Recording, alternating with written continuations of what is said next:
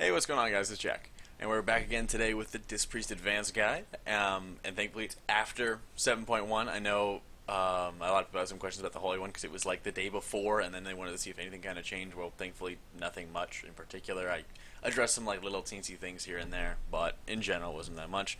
But today, I want to talk about discipline and only discipline.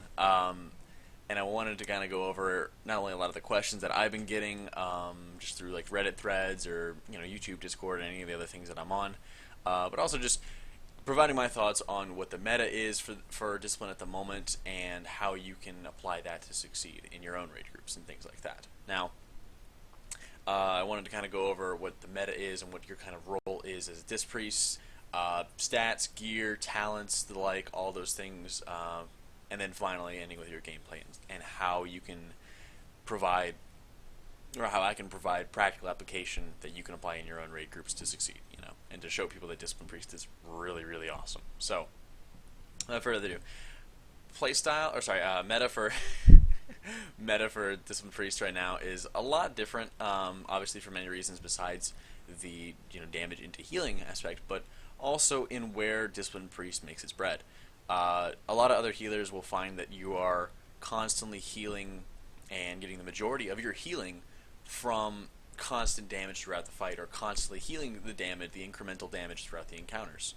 Well, Discipline, it's a little bit different, because yes, you'll pick up some of the healing here and there throughout encounters, but more often than not, if you look at like the damage taken of the raid and the spikes and the crests and troughs of the wavelengths over the course of an encounter, well, a perfect Discipline Priest will ideally be following those crests and troughs almost to the T.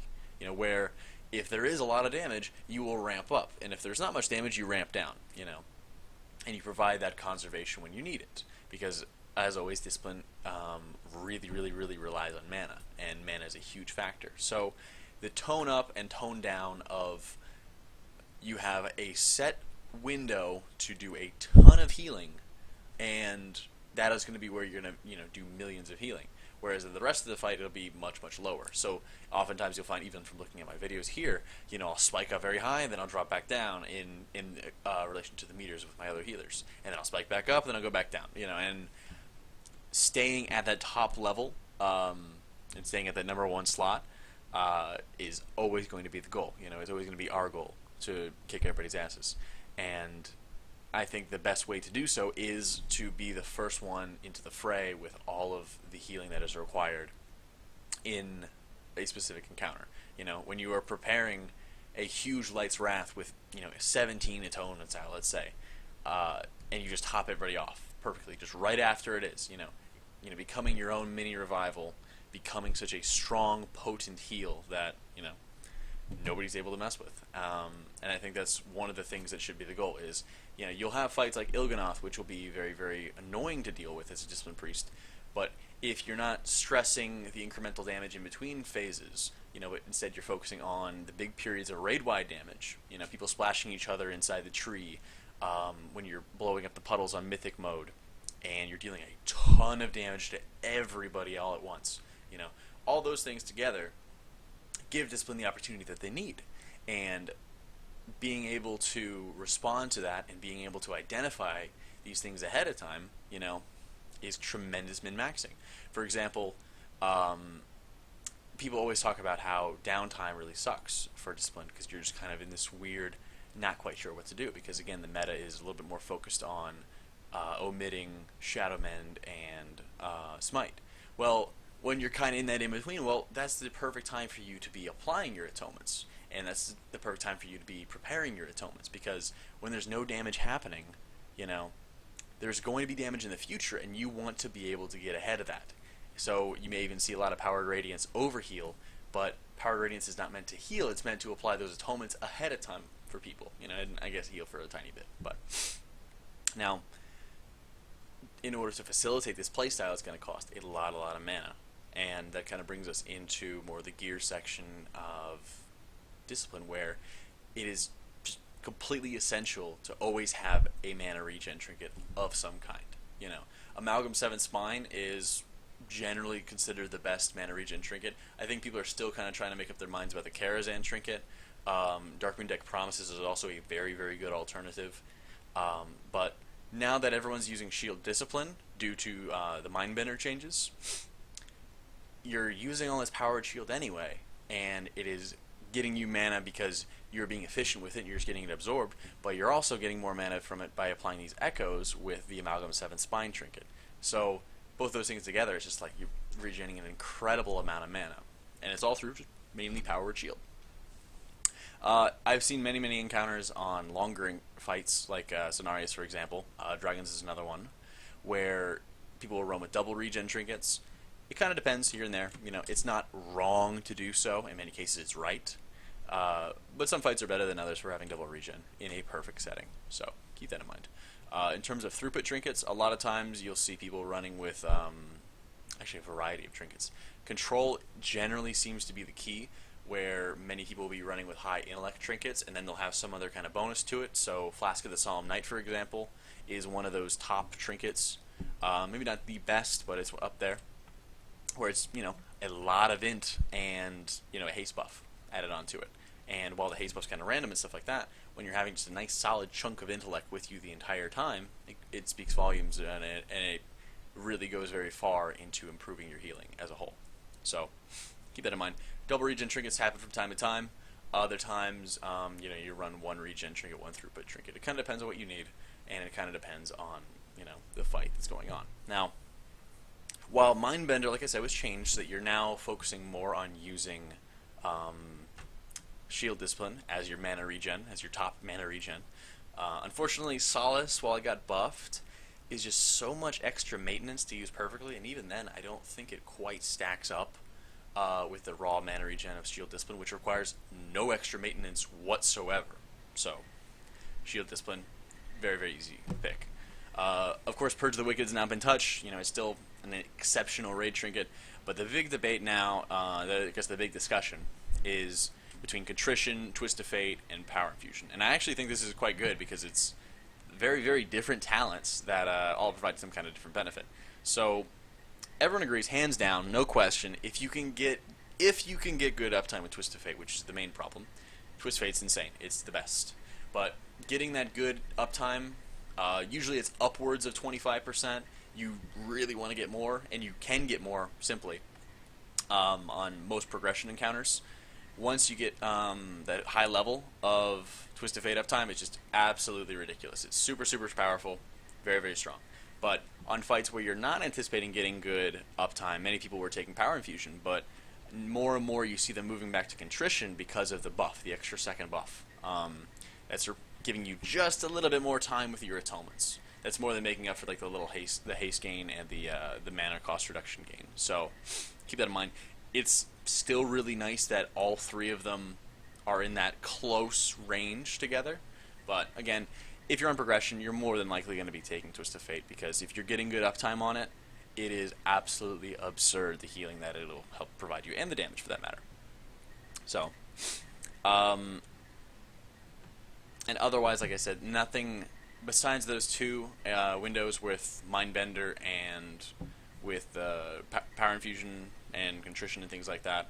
So like I said, generally people are taking Contrition on the fights where they're not taking Twist of Fate, But that said, they're all pretty darn close overall. Speaking of close, stats. After Haste, because Haste is just insane. Some people think it's better than Intellect. It's up there regardless of where it is. It is absolutely all-powerful. There's been some also debate on Mastery and Crit.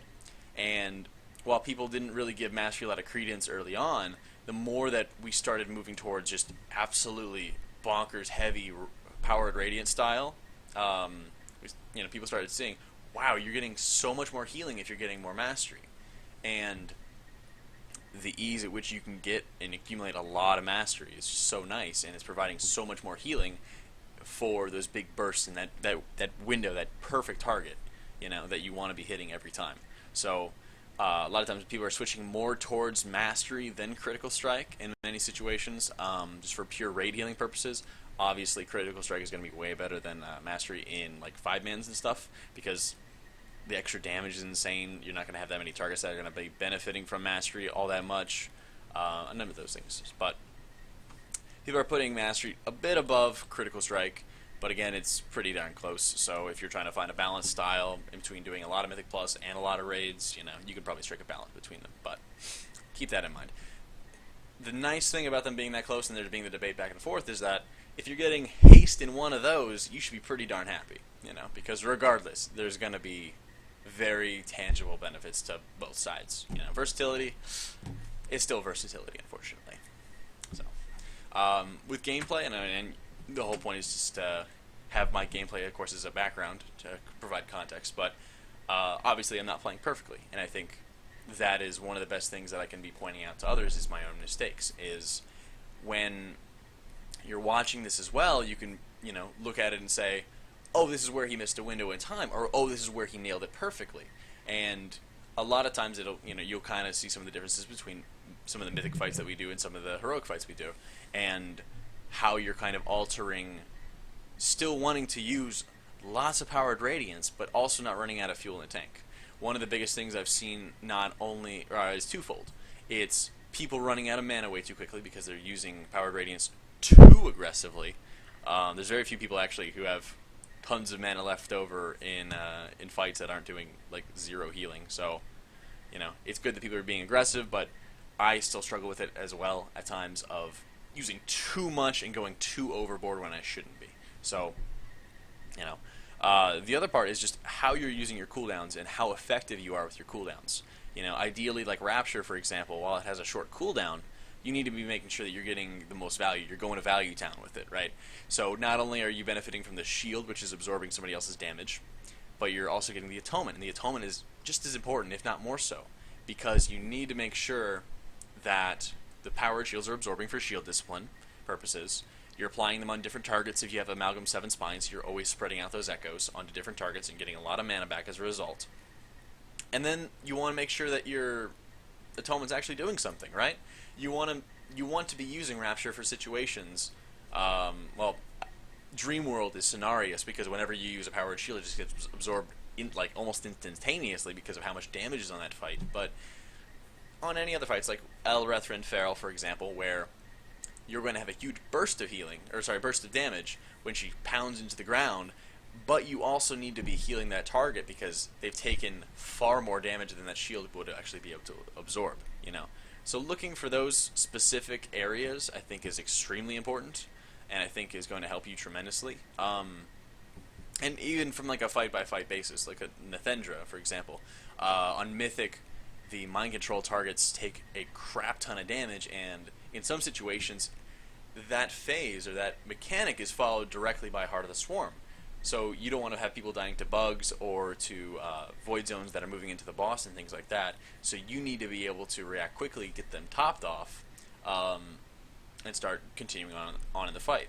Another example is just the tank explosion that goes out during the raid. While everyone's kind of spread out on Mythic, you can really get people really tightly packed together on Heroic that you can put out so much Atonement, and that when the tank mechanic goes off, one Light's Wrath just bumps everybody up, and just about everybody's in great shape.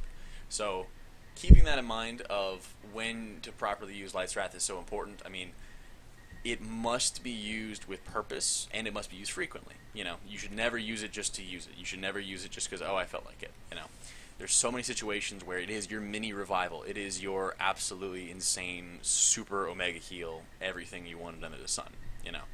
The damage, nice, but at the end of the day, you're comparing yourself to all these other healers and saying, oh, by the way, I did 100k more DPS than you did. Sorry, right? So looking at like Elrethrin Feral, obviously for her pounds in spider form, you can have some situations in bird form, but it's not quite as friendly. Just kind of like when everyone's taking heavy damage, especially in Mythic mode. Ursoc is a fight which is like you almost can't go wrong with because there's always heavy damage that's predictable, that it's going to be right around the corner. So being able to use one early and then one later on, and those are going to be your big times of ramping up, and then you'll probably try to maintain a small amount of atonements throughout the rest of the fight, depending on your mana, depending on how much the Boomkins like you and want to give you innervates. Moving on to like Dragons, for example. Dragons is a little bit tough because oftentimes you can have disproportionate amounts of damage on raid members, so your atonement won't be perfect. maybe not as perfect as you'd like it on, like, say, Cenarius or Ursoc, for example, but generally finding a time to spread out a lot of atonements after the fear bombs, or even rapturing everyone before the fear so that they're absorbing all this damage, and then when you get out of the fear, you'll be able to start healing them because they already have atonement on them, you know? There's a possibility there, but it's one of those weirder fights that you kind of have to really adjust to, and you really look for the burst damage on the raid while still dispelling and while still keeping track of everything.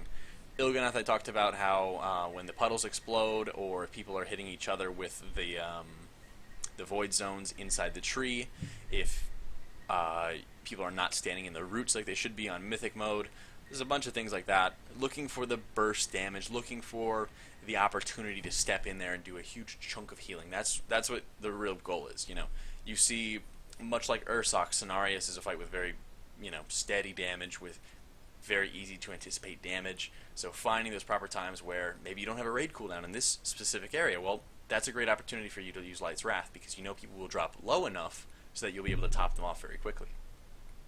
The same thing with Xavius. When the ads come out, it's very predictable about when they're going to come out, and the ability for you to consume as much mana as possible in the Dream is just so essential, and that's one fight. All the fights, for example, you should never be finishing with much mana in the tank at all, but especially so for Xavius, because you need to drain your mana twice, and it feels great.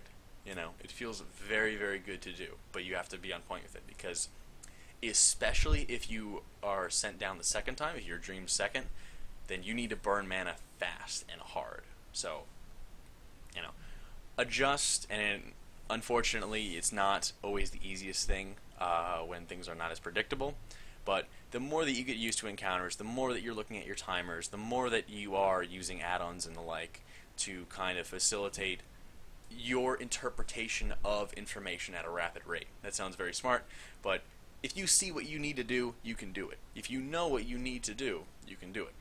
So don't get caught up in, oh my gosh, I must constantly be doing lots of healing throughout the encounter. Look for those burst windows, and I think that it is one of the biggest things to suit you, where you will put a huge amount of atonements up and then do a lot of healing, and following all the damage that goes out on the raid with a huge burst of healing. And then you're letting a lot of those fall off. You'll still be using Penance on cooldown, you'll still be using Powered Shield on cooldown, things like that, but the number will go from like 12, 13 to, 4, 5, 3, 4, something along those lines, depending on the needs.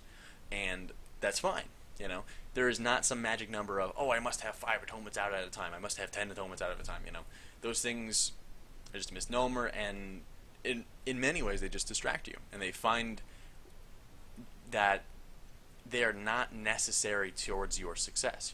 What is necessary towards your success is finding windows in time, understanding the information, and watching the damage as it happens, and knowing how to react to it.